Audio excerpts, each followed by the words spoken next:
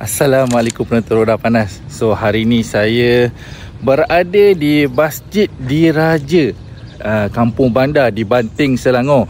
Tapi hari ni saya tak nak bercerita pasal masjid ni. Saya nak bercerita tentang ini dia, Honda CB750. Secara keseluruhan, motosikal ni memang ringan, motosikal ni memang enjoy, motosikal ni memang agresif.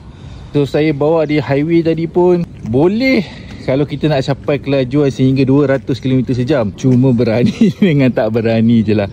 Design dia betul-betul berbeza lah daripada model-model CB yang sebelum-sebelum ni.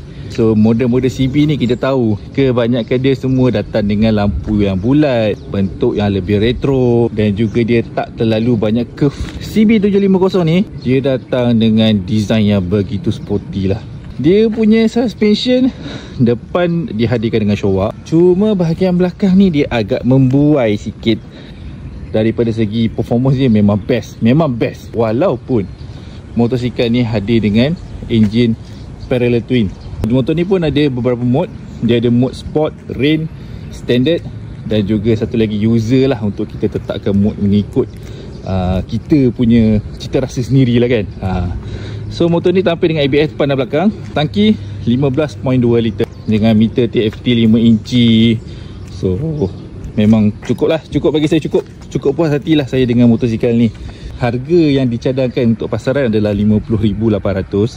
Tetapi kalau on the road mungkin anggaran dalam 51,000 ke 52,000, begitulah.